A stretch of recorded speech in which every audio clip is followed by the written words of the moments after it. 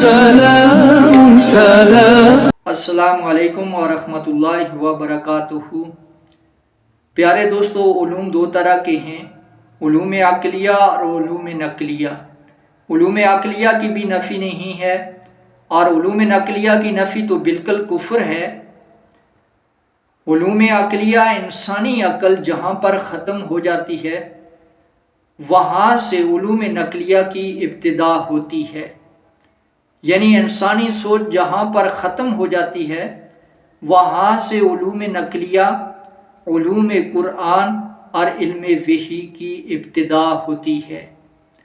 ہمارے پیارے نبی کریم حضرت محمد صلی اللہ علیہ وسلم پر پہلی وحی آ رہی ہے 500 سال کے بعد آفاقی نمائندہ زمین پر آیا، یعنی 5 صدیوں کے بعد آسمانی نمائندہ زمین پر آیا، تو اس وقت اس معاشرے کے اندر، اس سوسائٹی کے اندر ہر قسم کے جرائم موجود تھے، یعنی کائنات میں سے تمام انبیاء علیہ السلام کی تعلیمات مٹ چکی تھی اور اس روئے زمین پر ہر طرف کفر، شرک، ظلم و ستم کا دورہ تھا اور اس روئے زمین پر کہیں بھی ہدایت کی روشنی موجود نہ رہی تھی، یعنی وہ معاشرہ بدحالیوں کا شکار تھا۔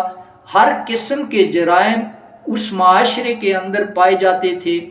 اس معاشرے کے اندر زنا تھا، بدکاری تھی، بے حیائی تھی، والدین کی نافرمانی تھی، معاشرے کی بدحالی تھی، لیکن دنیا منتظر تھی کہ آفاقی نمائندہ کیا پیغام لا رہا ہے اور ہمارے رب کی طرف سے کیا پیغام آ رہا ہے۔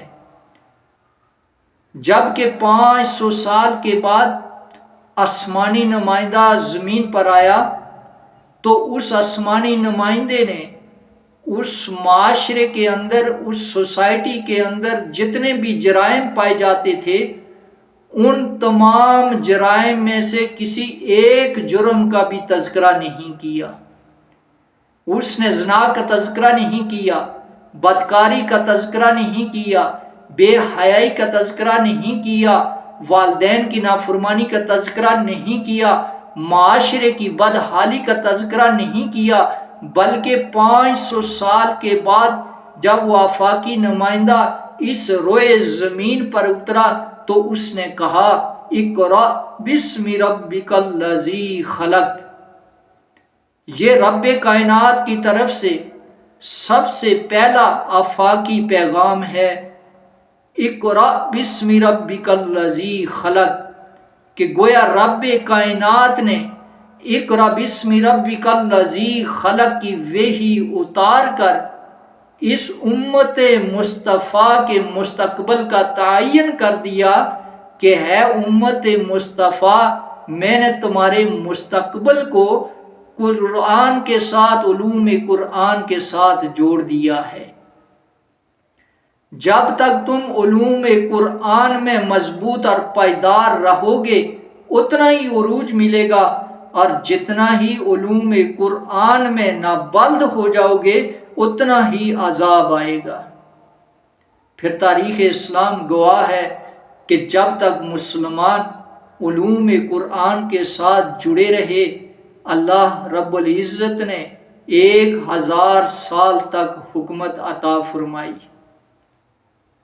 یہ علوم قرآن ہی، یہ علوم نقلیہ ہی مسلمانوں کے لیے عروج اور اقتدار، دنیا کے عروج اور اقتدار اور آخرت کے یعنی اخروی فلاح کا ضامن ہے۔ جب تک مسلمان اس علوم قرآن کے ساتھ جڑے رہے، علوم قرآن کو اپنائے رکھا تو عروج اور اقتدار حاصل رہا، اور جب علوم قرآن کو پامال کر دیا تو قوت اور طاقت ہونے کے باوجود بھی تباہ و برباد، ذلیل و خوار ہو گئے۔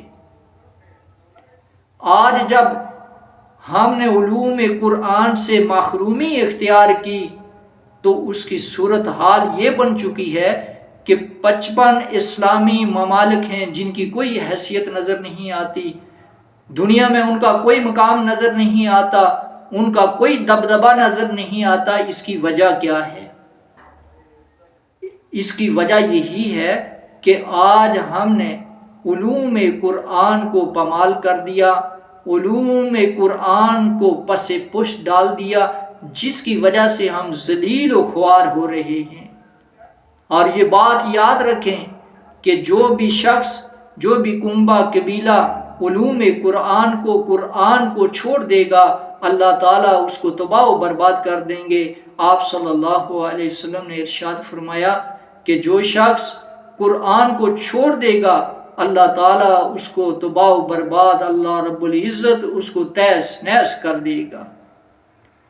یہ علوم قرآن ہی علم نافع ہے، اور ہر وہ علم جو انسان کو بڑا بنا دے، جو انسان کو عروج بخشے، وہ علم نافع ہوتا ہے۔ اور علم نافع یہ علوم قرآن ہی ہے، یہ علوم نقلیہ ہی ہے، اسی کو علم نافع کہتے ہیں۔ اسی لیے اللہ کے رسول صلی اللہ علیہ وسلم نے علم نافع کی دعا فرمائی، اللہم انی اسألک علما نافعا، کہ اللہ مجھے علم نافع عطا فرما۔ یہ ایسا علم نافع ہے کہ اس انسانیت کا کوئی بھی انفرادی اور اجتماعی مسئلہ ایسا نہیں جس کا حل اس قرآن کے اندر موجود نہ ہو۔ جب انسانیت کا ہر ایک مسئلہ اس قرآن کے ساتھ، اس علوم قرآن میں موجود ہے، تو ہمیں علوم قرآن کے ساتھ جوڑ پیدا کرنا چاہیے۔ اللہ رب العزت ہم سب کا حامی و ناصر ہو۔ السلام علیکم ورحمۃ اللہ وبرکاتہ۔